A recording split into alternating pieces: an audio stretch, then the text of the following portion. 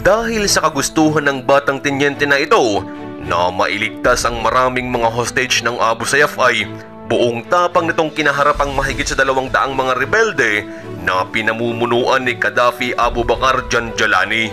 Ang mainit na bakbakang kinaharap nito, mailigtas lang ang buhay ng mga inosenteng tao na hawak ng mga rebelde ay umabot ng 3 araw. Subalit dahil sa kanyang kakaibang tapang at kabayanihan ay nailigtas nga nito ang maraming buhay at ang resulta ng kanyang ginawa ay umatras ang mga rebelde at 27 sa mahigit 200 mga nakalaban niya ay namatay dahil sa kanyang bala.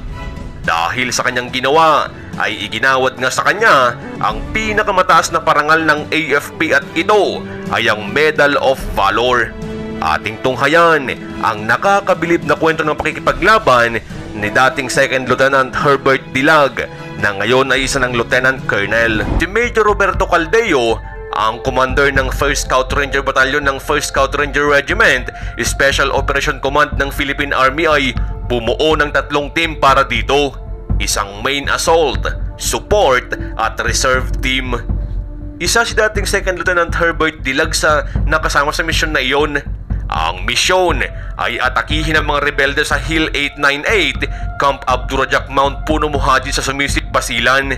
Ang kampo na ito ang pinakaiingat-ingatan ng Abu Sayyaf leader na si Gaddafi Abu Bakr Janjalani. Ito ang pinakamalakas at matibay nilang bunkers na hindi bababa sa 210 na bilang ng mga rebelde.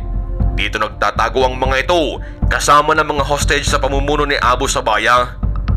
April 28 ng taong yon, nag-umpisa ng tahakin ng mga musang ang nasabing matarik na bundok.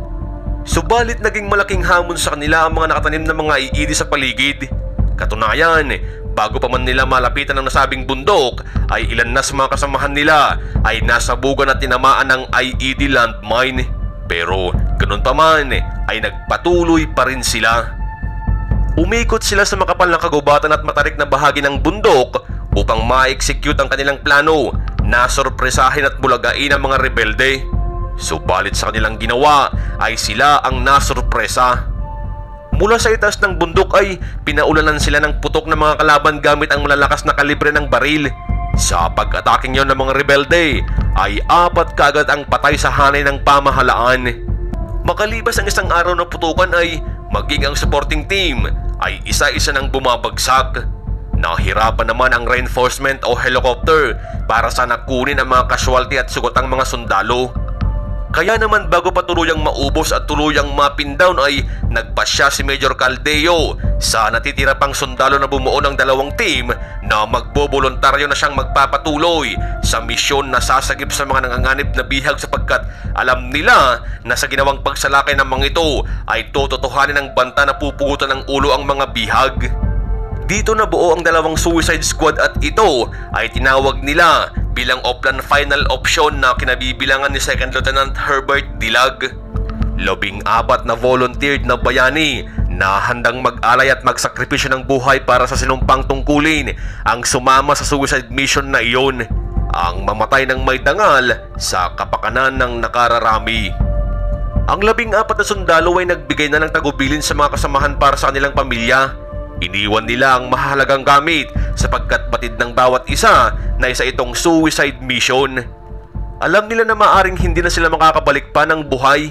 Kinaumagahan, April 30 ay buong tapang na sumabak nang malapitan sa bunkers ng mga Moro ang 14 na voluntaryo na hinati pa sa 2 pangkat.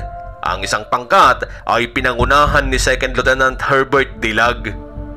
Pero dahil sa masukal, matarik, kulang sa pagkain, tulog at pagod ay naging mahirap sa kanila ang pagkilos. Dagdag pa ang alanganing posisyon ng mga ito at paubos na bala. Ganun naman sinabayan nila ang mga kalaban. Ang iba sa kanila ay nakalambitin sa ugat ng puno habang pumuputok. Subalit sadyang dihado sila. Isa-isang tinamaan ang mga kasamahan ni Dilag. Naririnig ni Dilag ang daing ng kanyang kasamahang mga sugatan. Dahil sa ang ilan sa kanila ay mga sugatan na, dito napilitan silang umatras sapagkat ang iba ay halos maubusan na ng dugo. Ang iba naman ay nagsusumamo na gusto pang makabalik ng buhay sa kanilang pamilya. Dito na nasubok ng husto ang katapangan, katatagan, lakas at prinsipyo ng batang tenyente.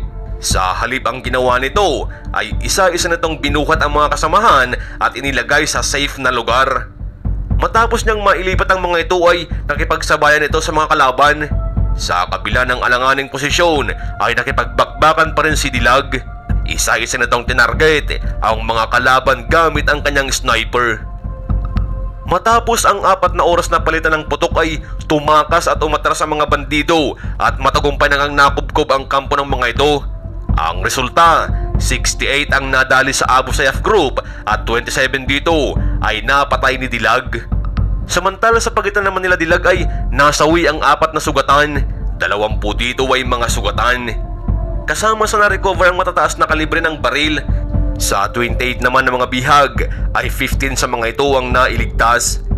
Bagamat ng kanilang pasukin ang bunker kung nasaan ang mga bihag, ay natagpuan nila doon ang 2 guro na naaagnas at wala ng ulo.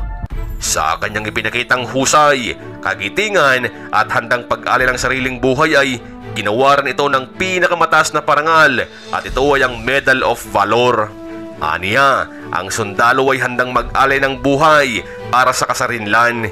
Mabuhay, Lieutenant Herbert Dilag, ang pride ng Cordillera.